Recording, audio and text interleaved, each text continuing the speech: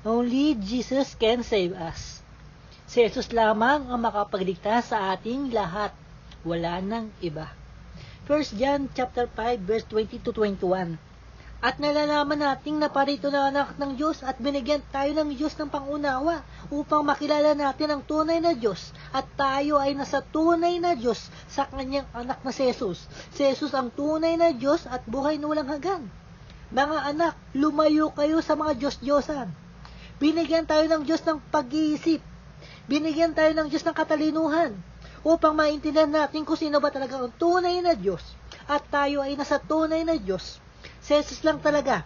Si Jesus lang talaga ang tunay na Diyos at Panginoon ng ating buhay. Wala nang iba. Okay? Colossians chapter 1 verse 15. Si Jesus ang larawan ng Diyos na hindi nakikita. Si Jesus ang panganay na anak at pangunahin sa lahat ng mga nilikha. Okay? Ang ibig sabihin, kung ano ang nakikita natin kay Jesus, ganun din ang makikita natin sa Diyos Ama. Kung ano naman ang nakikita natin sa Diyos Ama, ganun din ang makikita natin kay Jesus. Magkaparehas lang. Okay? Ang ibig sabihin, magkaparehong Diyos, ang Diyos Ama at ang Diyos Anak na si Jesus. Okay? John chapter 10 verse 30. Ako at ang Diyos Ama ay iisa, sabi ng Panginoon. Si Jesus at ang Diyos Ama ay iisa lang. Magkaparehong Diyos. Okay?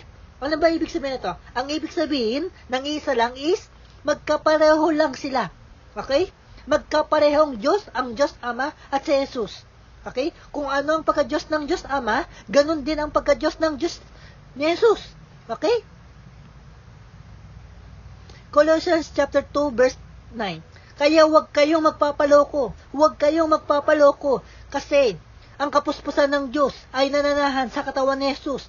Ang buong kalikasan ng Diyos, ang buong pagka-Diyos ng Diyos ay naka-Jesus sa kanyang katawan. Okay? Ano ba ibig sabihin ito? Ang ibig sabihin, nasa loob ng katawan ni Jesus, nasa loob ng katawan ni Jesus ang buong katangian ng Diyos.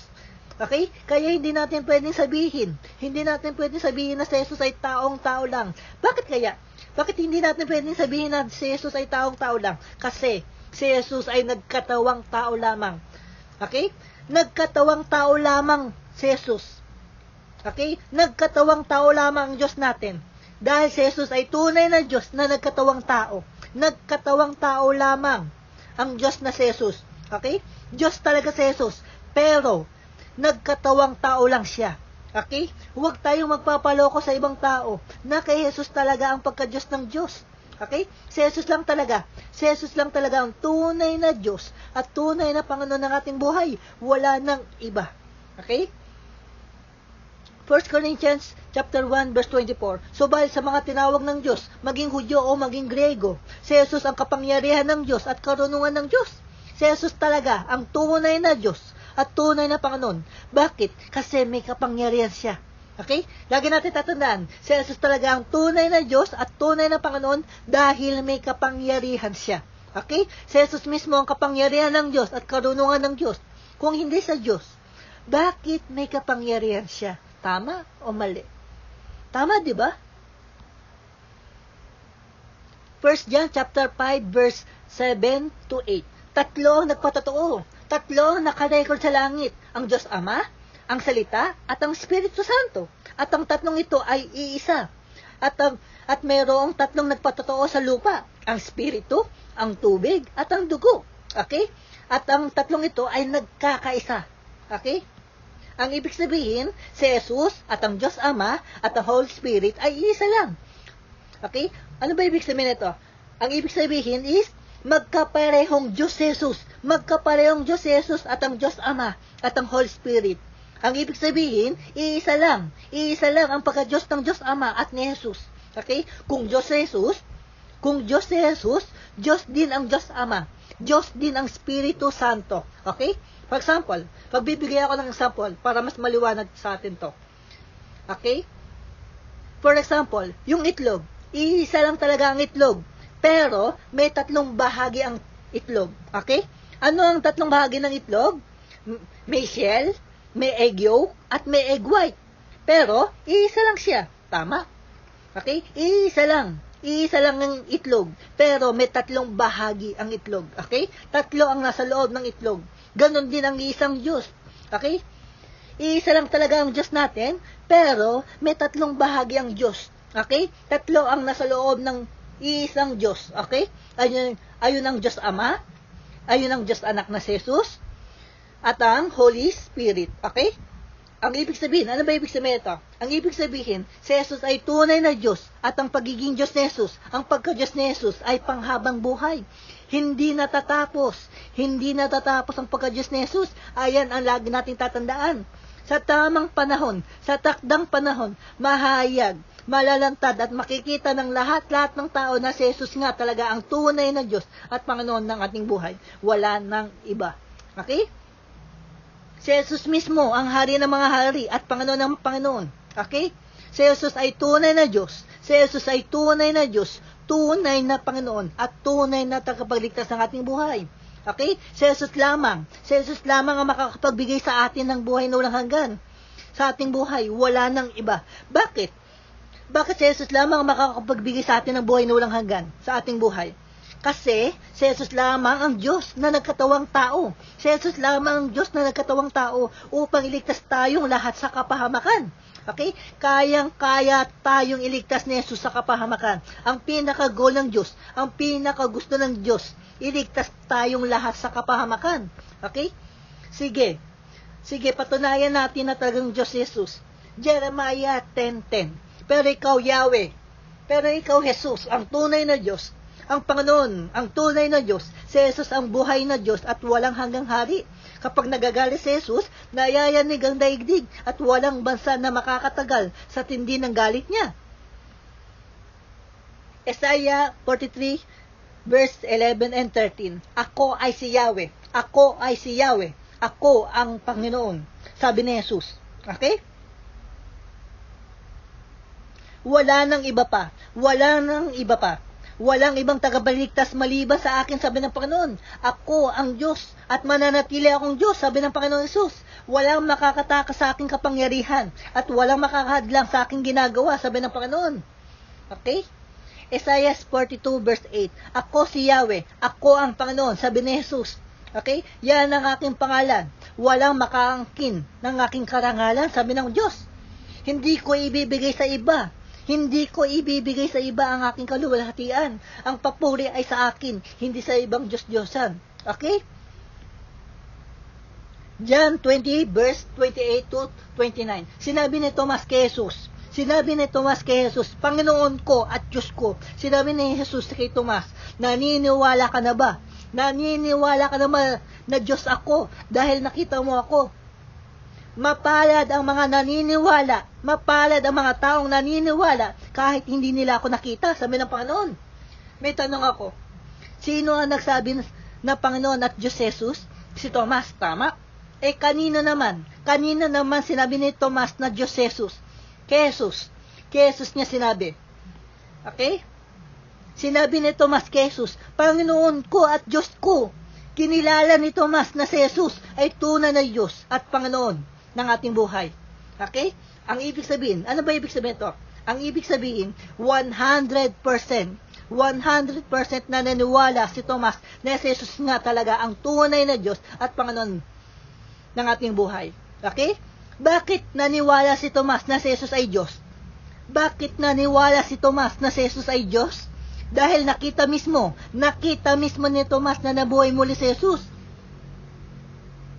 Kitang-kita mismo ni Tomas sa kanyang mga mata na talagang Diyos Jesus.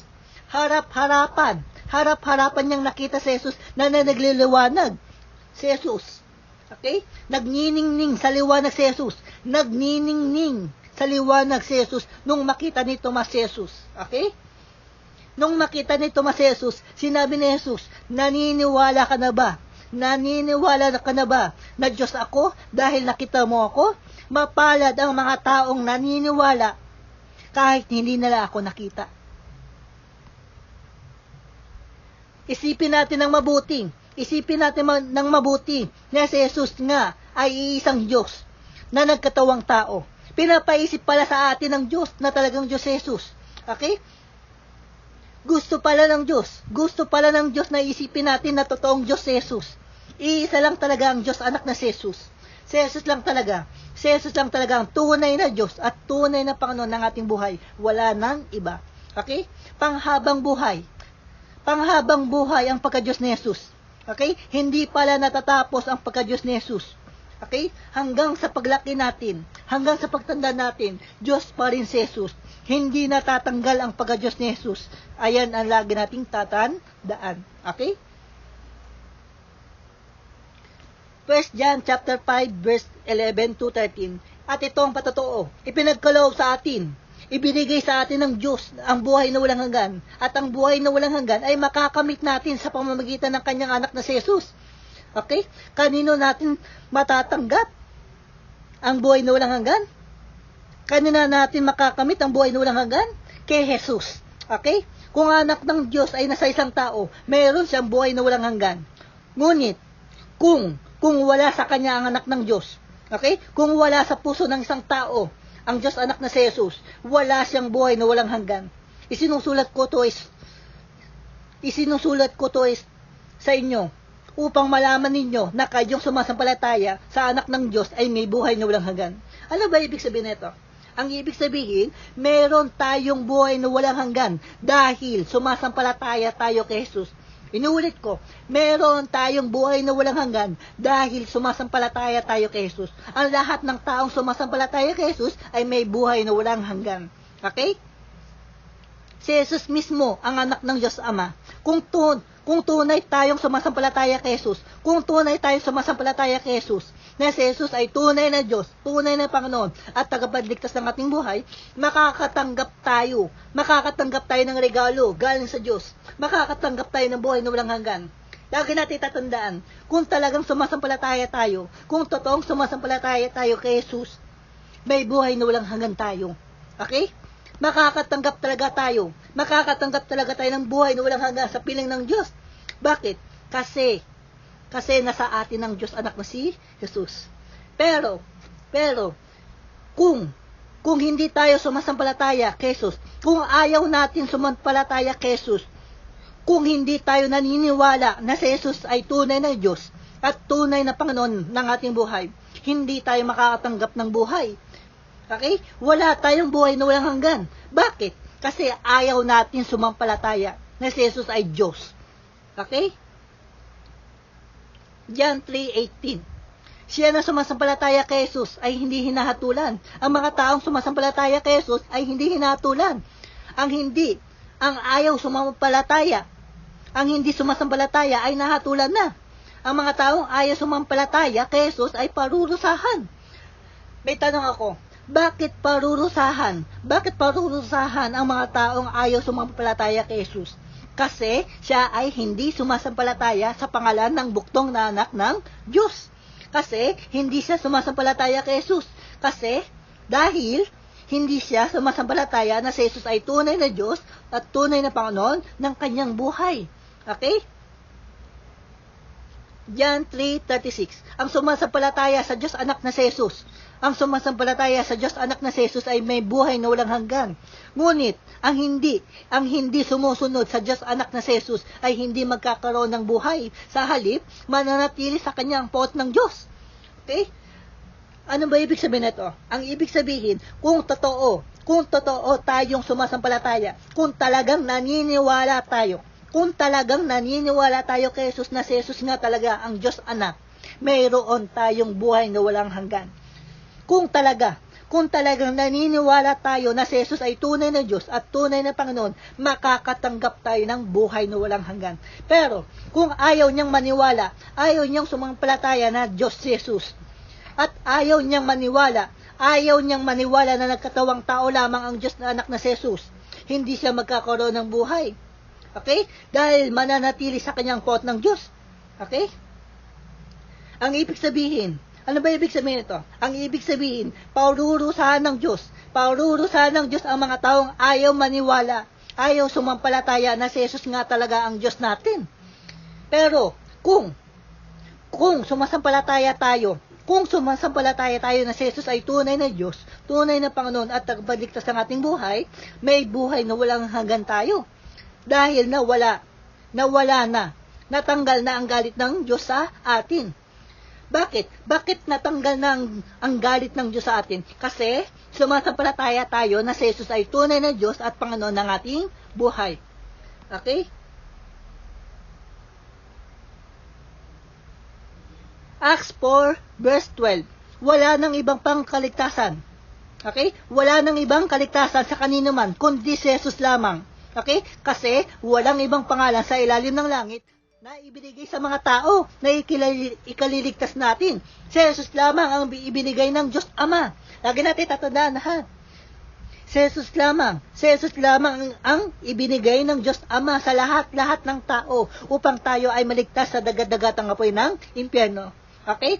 Bakit? Bakit si Jesus lamang ang ibinigay ng Diyos Ama sa lahat ng tao upang tayo ay maligtas sa dagat-dagatang apoy ng impyerno? Kasi si Jesus lamang ang tunay na Diyos na nagkatawang tao. Si Jesus lamang ang nagkatawang tao. Okay? At si Jesus lamang ang namatay doon sa krus ng Kalbaryo upang iligtas tayo sa ating mga kasalanan. Upang tubusin tayo ni Jesus sa ating mga kasalanan. Kayang-kaya tayong iligtas ni Jesus sa kapahamakan. Inuulit ko, kayang-kaya tayong iligtas ni Jesus sa dagat-dagatang apoy ng impyerno. Okay? John 14:6. Sinabi ni Jesus sa kanya, ako ang daan, si Jesus ang daan, si Jesus ang katotohanan at ang buhay. Walang sinumang makakapunta sa Diyos Ama maliban sa pamamagitan ni Jesus, sabi ng Panginoon. Si Jesus mismo ang nagsabi nito sa atin. Okay? Ang ibig sabihin, ano ba ibig sabihin nito? Ang ibig sabihin, walang sinumang daan patungo sa kaligtasan kundi si Jesus lamang. Okay? Si Jesus lamang ang daan patungo sa kaligtasan. Inulit ko. Si Jesus lamang ang daan patungo sa kaligtasan. Si Jesus lamang ang katotohanan. Si Jesus lang ang totoong Diyos na nagkatawang tao. Okay? Si Jesus lang ang buhay. Si Jesus lang ang nagbibigay ng buhay sa atin. Kung wala si Jesus, patay tayo. Okay? Wala tayong buhay ngayon. Okay? Si Jesus lang ang makakapunta sa Diyos Ama. Okay? Hindi ako. Hindi ikaw. Hindi ang mga magulang mo. Hindi ang mga kapatid mo. Hindi ang mga kaibigan mo. Kundi si Jesus lamang. Okay? Lagi natin tatandaan, si Jesus lang talaga ang totoong Diyos na nagkatawang tao. Okay? Lagi natin tatandaan, si Jesus lamang ang makakapagligtas sa ating lahat sa kapahamakan. Okay? Si Jesus lamang ang nagbibigay ng buhay na walang hanggan. Okay? Si Jesus lamang ang may kayang magbigay ng buhay na walang hanggan sa atin. Okay? Si Jesus lamang ang tanging paraan upang hindi tayo mapunta sa dagdagatang apoy ng impyerno. Okay? Kung wala si Jesus, lahat ng tao mapupunta sa impyerno. Okay? Mabuti na lang, andyan ang Diyos anak ng Jesus upang iligtas tayo sa kapahamakan. Okay? Mabuti na lang, may Diyos tayo na gusto tayong iligtas sa kapahamakan. 1 Thessalonians 5:9. Hindi tayo pinili ng Diyos upang bagsakan ng kanyang poot, kundi upang iligtas tayo ng Diyos. Upang iligtas tayo ng Diyos sa pamamagitan ng ating Panginoong Hesus. Okay? John 10:27-28. Pinapakinggan ng aking tupa ang aking tinig, sabi ng Panginoon, at sila ay aking kilala, at sila ay sumusunod sa akin, sabi ng Panginoon. Sila ay binibigyan ko ng buhay na walang hanggan, sabi ng Diyos. Sila ay binibigyan ko ng buhay na walang hanggan. Okay? At kailanman ay hindi sila mapapahamak at hindi sila aagawin ng sinuman sa aking kamay. Sabi ng Panginoon. Lagi natin tatandaan, si Jesus lamang ang may karapatang magbigay ng buhay sa inyo at sa akin. Wala nang iba. Bakit? Bakit si Jesus lamang ang may karapatang magbigay ng buhay sa inyo at sa akin? Okay. Kasi si Jesus lang ang Diyos natin. Si Jesus lang ang Diyos natin at tagapagligtas ng ating buhay. Okay? At kahit kailan, hindi tayo mapapahamak. Okay? Kasi walang makakaagaw sa atin sa kamay ng Diyos. Si Jesus mismo ang nagsabi nito sa ating lahat. Okay? Hindi nagsisinungaling ang Diyos. Kapag sinabi ng Diyos, ginagawa niya. Tinutupad ng Diyos ang kanyang sinasabi. Okay? John 11:25-27. Sinabi ni Jesus sa kanya, ako ang bumubuhay sa mga namatay, at ako rin ang nagbibigay ng buhay. Ang sumasampalataya sa akin, kahit mamatay, ay muling mabubuhay. Sabi ng Panginoon. Sinabi sa kanya ni Jesus, ako ang muling pagkabuhay at ang buhay. Ang sumasampalataya sa akin, sabi ng Panginoon, bagamat siya ay mamatay, ay mabubuhay. Ang sinumang nabubuhay at sumasampalataya sa akin ay hindi mamamatay kailanman. Naniniwala ka ba sa sinabi ko? Sinabi niya sa kanya, opo Panginoon. Opo Panginoon, sumasampalataya ako na ikaw ang Kristo, ang anak ng Diyos, ang siyang darating sa sanlibutan. Naniniwala ba tayo na ang bawat sumasampalataya kay Jesus ay hindi mamamatay magpakailanman? Oo. Naniniwala ba tayo na si Jesus ang muling pagkabuhay at ang buhay? Oo. Okay? Naniniwala ba tayo na ang bawat sumasampalataya kay Jesus bagamat siya ay mamatay ay muling mabubuhay? Oo. Naniniwala ba tayo na si Jesus ang bumubuhay sa mga namatay at si Jesus din ang nagbibigay ng buhay sa atin? Oo, naniniwala ako. Bakit? Kasi si Jesus mismo ang nagsabi nito sa atin, hindi ang ibang tao.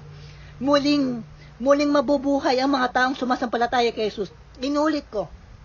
Muling mabubuhay ang mga taong sumasampalataya kay Jesus. Si Jesus ang nagbibigay ng buhay sa atin. Si Jesus ang bumubuhay sa mga namatay. Binubuhay ng Diyos ang mga taong sumasampalataya kay Jesus. Ayan ang lagi nating tatandaan. Okay? Romans 8:11. Kung naninirahan sa inyo ang Espiritu ng Diyos na siyang muling bumuhay kay Jesus, ang Holy Spirit ang muling bubuhay sa inyong mga katawang may kamatayan sa pamamagitan ng kanyang Spiritong naninirahan sa inyo. Ano ba ibig sabihin nito? Ang ibig sabihin, ang Holy Spirit mismo ang muling bubuhay sa atin kapag tayo ay namatay na dito sa lupa. Okay? Ang Holy Spirit ang nagpapatunay na muli tayong bubuhayin kapag tayo ay namatay na. Okay? Bubuhayin tayong muli ng Diyos. Bubuhayin tayo muli ng Diyos gamit ang kapangyarihan ng Diyos. Okay? Papalitan ng bago ang ating katawan gamit ang kapangyarihan ng Diyos. Okay? Magiging glorified body na ang ating katawan kapag tayo ay namatay na. Okay? Heavenly body. Lagi natin tatandaan, may katawang panlangit at may katawang panlupa. Okay? 1 Corinthians 6 verse 14. Okay. Muling binuhay ng Diyos Jesus at tayo man ay muling bubuhayin sa pamamagitan ng kanyang kapangyarihan. Wow! Lagi natin tatandaan, totoo ang hell at heaven. Okay? Totoo ang langit at impyerno. Okay? Si Jesus lang talaga ang tanging paraan para makapiling natin ng Diyos. Si Jesus lang talaga ang tanging paraan para maligtas tayo sa kapahamakan. Okay? Upang hindi tayo mapunta sa dagat-dagatang apoy ng impyerno. Okay. Lagi natin tatandaan, si Jesus lang talaga ang tanging paraan para maligtas tayo sa kapahamakan upang hindi tayo mapunta sa dagat-dagatang apoy ng impyerno. Okay. Si Jesus lang talaga ang tunay na Diyos, tunay na Panginoon at tagapagligtas ng ating buhay. Walang makakapagligtas sa inyo at sa akin, kundi si Jesus lamang, wala nang iba. May tanong ako. Bakit gusto tayong iligtas ni Jesus sa kapahamakan? Bakit gusto ng Diyos na bigyan tayo ng buhay na walang hanggan? Kasi, dahil sa pagmamahal, habag, at grasya ng Diyos, kaya gusto tayong iligtas ni Jesus sa kapahamakan. Mahal tayo ng Diyos Mahal tayo ng Diyos. Gusto niya tayong makasama sa kaharian ng langit. John chapter 3 verse 16 to 17. Gayon na lamang ang pag-ibig ng Diyos sa sanlibutan, tao sa mundo. Kaya ibinigay ng Diyos Ama ang kanyang buktong na anak na si Jesus. Si Jesus ang anak ng Diyos Ama. Okay? Upang ang sinumang sumampalataya kay Jesus ay hindi mapahamak, meaning to say, hindi mapunta sa dagat-dagatang apoy ng impyerno, kundi magkaroon ng buhay na walang hanggan. Okay. Isinugo ng Diyos Ama. Isinugo ng Diyos Ama ang kanyang anak na si Jesus, hindi upang hatulan ng parusa ang mga tao sa salibutan, sa mundo, kundi upang iligtas ang mga tao sa pamamagitan ni Jesus. Sino daw ang magliligtas sa atin? Sa kapahamakan? Si Jesus.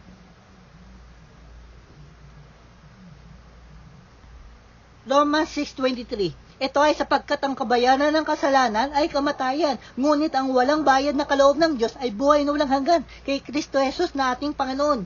Ano ba ibig sabihin nito? Ang ibig sabihin, dahil kila Adan at Eva, dahil sa kasalanan nila Adan at Eva, nung kinain nila yung fruit of knowledge, dahil minana natin ang kasalanan nila Adan at Eva, may kamatayang walang hanggan. Okay? Nagkaroon tuloy ng kamatayan ang mga tao. Okay? Kamatayang pisikal at kamatayang spiritual. Okay? Dahil kila Adan at Eva, nagkaroon tuloy ng kasalanan. Okay? Nakapasok tuloy ang kasalanan sa buhay ng mga tao. Okay? Napalayo tuloy ang mga tao sa Diyos dahil sa kasalanan ng mundo. Okay? Pero, gumawa ng paraan ng Diyos Ama at ang Diyos Anak na si Jesus upang hindi tayo makaranas ng kamatayang walang hanggan. Dahil mahal tayo ng Diyos. Nagdesisyon ng Diyos Ama at ang Diyos Anak na maging tao, magkatawang tao ang kanyang anak na si Jesus. Okay? Inulit ko. Nagdesisyon ang Diyos Ama at ang Diyos Anak na si Jesus na magkatawang tao ang kanyang anak na si Jesus. Okay? Lagi natin tatandaan, si Jesus ay nagkatawang tao. Si Jesus ay nagkatawang tao upang mapako siya doon sa krus ng Kalbaryo, upang tubusin tayo sa ating mga kasalanan at magkaroon tayo ng buhay na walang hanggan kasama ang Diyos. Namatay si Jesus. Napako si Jesus doon sa krus ng Kalbaryo, namatay si Jesus doon sa krus ng Kalbaryo upang mapatawad ang ating mga kasalanan, upang magkaroon tayo ng kapatawaran sa tuwing nakakagawa tayo ng kasalanan. Namatay si Jesus doon sa krus ng Kalbaryo upang magkaroon siya ng kapangyarihang magpatawad ng ating mga kasalanan. Okay? At ito ay regalo ng Panginoon, at ito ay walang bayad. Ito ay libre lamang. Okay? Titus 3:5. Iniligtas tayo ng Panginoon. Iniligtas tayo ng Panginoon hindi dahil sa ating mga mabubuting ginagawa, kundi dahil sa kanyang habag sa atin. Okay. Iniligtas tayo ng Diyos dahil sa kanyang habag sa atin. Tayo ay iniligtas ng Diyos sa pamamagitan ng Espiritu Santo na naghuga sa atin upang tayo ay ipanganak na muli at magkaroon ng buhay na ng bagong buhay.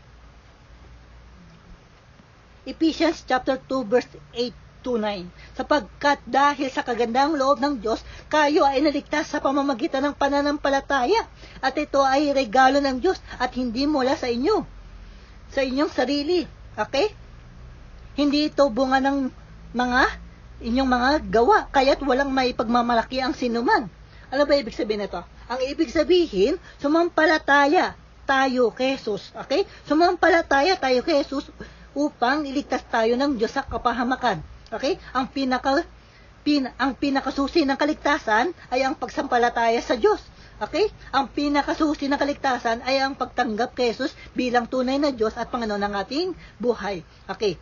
Ang kaligtasan ay nakabatay lamang sa pananampalataya sa ating Diyos, hindi sa paggawa ng mabuti.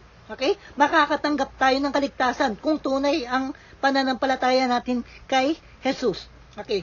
Dahil sa kabutihan ng Diyos, naligtas tayo. Naligtas tayo sa kapahamakan sa pamamagitan ng pananampalataya natin kay Jesus. Okay. Dahil sa pananampalataya natin kay Jesus, naligtas tayo sa kapahamakan. Ito ay regalo ng Panginoon sa atin. Okay? Naligtas tayo. Naligtas tayo dahil sa regalo ng Panginoon, sa grasya ng Diyos at sa habag ng Diyos sa atin. Okay. Naligtas tayo hindi dahil sa gumagawa tayo ng mabuti. Okay? Naligtas tayo hindi dahil sa mga mabubuti nating ginagawa. Okay? Naligtas tayo dahil sa regalo, sa grasya ng Panginoon sa atin. Tayong lahat ay makasalanan na dapat humingi ng kapatawaran sa ating Diyos. Ayaw ng Diyos na ang sino man ay mapahamak, kundi ang lahat ay magsisi sa lahat ng nagawang kasalanan. Okay, humingi tayo ng tawad sa Panginoon. Kanino tayo hihingi? Humingi tayo ng tawad sa Panginoon, kay Jesus, okay? Sa mga nagagawa nating kasalanan, upang linisin tayo ng Diyos sa ating karumihan, upang linisin niya ang ating mga kasalanan. Ayaw ng Panginoon na makaranas tayo ng kamatayang walang hanggan. Kaya gumawa ng paraan si Jesus para iligtas tayo at iligtas ang lahat ng tao. Okay? Ito ay pangako ng Diyos. Ito ay pangako ng Panginoon. Pangako ng Panginoon na bigyan tayo ng buhay na walang hanggan. Pangako ng Panginoon. Pangako ng Panginoon na bigyan tayo ng buhay na walang hanggan. Okay? Pangako ng Panginoon na bigyan ng buhay na walang hanggan ang lahat ng taong sumasampalataya sa kanyang pangalan. Okay. Acts 16:31. Sumampalataya ka sa Panginoong Hesus at maliligtas ka, ikaw at ang iyong buong sambahayan. Okay. Acts 16:31. Sumampalataya ka sa Panginoong Hesus at maliligtas ka, ikaw at ang iyong buong sambahayan. Okay? Romans 10:9. Ipahayag mong si Jesus, sabihin mong si Jesus ay Panginoon at sampalatayanan mo sa iyong puso na binuhay sa muli ng Diyos. Kapag ginawa mo ito, ikaw ay maliligtas. Alam ba ibig sabihin ito? Ang ibig sabihin, sumampalataya tayong lahat sa Panginoong Hesus at maliligtas tayo. Sabihin natin na si Jesus ay tunay na Diyos, tunay na Panginoon ng ating buhay. Okay? Sumampalataya tayo na binuhay muli si Jesus ng Diyos Ama nung namatay si Jesus dun sa krus ng Kalbaryo. Kapag ginawa natin ito, tayo ay maliligtas. Tayo ay ililigtas ng Panginoon. Okay. Buong puso tayong maniwala sa Panginoon, buong puso tayong magtiwala sa Panginoon, buong puso tayong umasa sa Panginoon, kahit hindi natin siya nakikita. Okay. Bakit hindi na nga pala natin nakikita ang Panginoon? Kasi nasa third level siya ng langit. Okay? Gusto ng Diyos na iligtas tayo na Jesus sa kapahamakan. Bakit? Bakit gusto tayong iligtas na Jesus sa kapahamakan? Dahil mahal tayo ng Diyos. Ayaw ni Jesus na mapahamak tayong lahat. Lagi natin tatandaan. Ayaw ni Jesus na mapahamak tayong lahat. Ayaw ng Diyos na makaranas tayo ng sobrang sakit, sobrang tindi ng paghihirap doon sa impyerno. Okay? Ayaw ng Diyos na makaranas tayo ng sobrang hirap. Okay? Inuulit ko. Mahal na mahal ka ng Diyos. Ayaw kanyang mapahamak. Ayaw ng Diyos na mapunta tayo sa dagat-dagatang apoy ng impyerno. Pangako ng Panginoon na iligtas ang lahat ng taong sumasampalataya kay Jesus sa kanyang pangalan.